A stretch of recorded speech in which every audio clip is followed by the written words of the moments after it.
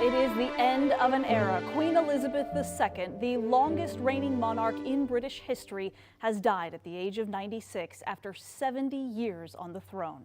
We begin with a live look at Buckingham Palace right now in London. You can see hundreds of people have gathered just to mourn her passing and show their love for their queen. It is midnight right now in London. Obviously, those people have been gathering since the moment her death was announced much earlier today. And upon news of her death, mourners could be heard singing "God Save the Queen," which was the national anthem of the United Kingdom and the Commonwealth territories. Now it is "God Save the King," but most people in the UK have never known any other monarch. Buckingham Palace said in a statement today the Queen died peacefully at her summer home, Balmoral Castle in Scotland. Now, that announcement came just 2 days after the Queen's last appearance, when she appointed Britain's newest Prime Minister, Liz Truss. The Prime Minister addressed the country just a few hours ago. The death of Her Majesty the Queen is a huge shock to the nation and to the world. Queen Elizabeth II was the rock on which modern Britain was built. Our country has grown and flourished under her reign. Britain is the great country it is today because of her. The Prime Minister's formal appointment by the Queen was historic in its own right because Truss had to travel to Scotland to meet the Queen, and that's simply because the Queen was not healthy enough for travel. That meeting was previously always held at Buckingham Palace in London, so it was clear even a few days ago that Her Majesty's health was beginning to fail. Queen Elizabeth II is Britain's longest reigning monarch. At just 25 years old, Elizabeth became queen. She took the throne and ushered in the country to a new modern age and has influenced policy for more than 70 years. Even into her 90s, Queen Elizabeth II kept up her royal duties. She became the longest reigning monarch in British history in 2015. Inevitably, a long life can pass by many milestones. My own is no exception. At 25 years old, Elizabeth became queen. Millions watched the first ever televised crowning of a British monarch.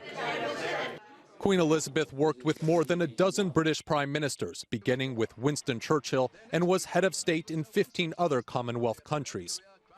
A series of royal dramas marked her reign.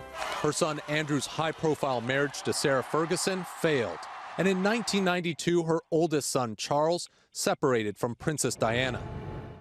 That same year, the Queen watched part of Windsor Castle go up in flames, destroying millions in art and furniture. 1992 is not a year on which I shall look back with undiluted pleasure. In 1997, a car crash in Paris killed Princess Diana, stunning the world. Many criticized the Queen for not showing emotion. More than a decade later, the Queen celebrated a royal wedding as her grandson, Prince William, married Kate Middleton. The couple gave the Queen 3 heirs to the throne. The Queen watched another tiny royal join the family after her youngest grandson, Prince Harry, married Meghan Markle. Just a few years later, the Queen lost her husband of 73 years. She called the death of Prince Philip a huge void in her life, but she carried on. And at 96 years old, celebrated her Platinum Jubilee. The week of fanfare and festivities marked the Queen's 70 years on the British throne. Ian Lee, CBS News, London.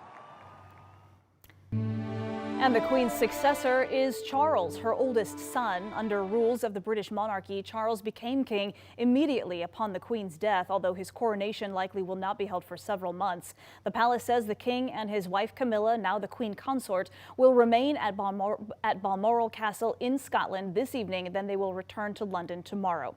His Majesty King Charles III released a statement following his mother's death, saying, "This is a moment of the greatest sadness for me and all members of my family. We mourn profoundly the passing of cherished sovereign and a much-loved mother." He continued saying, "My family and I will be comforted and sustained by our knowledge of the respect and deep affection in which the Queen was so wildly held."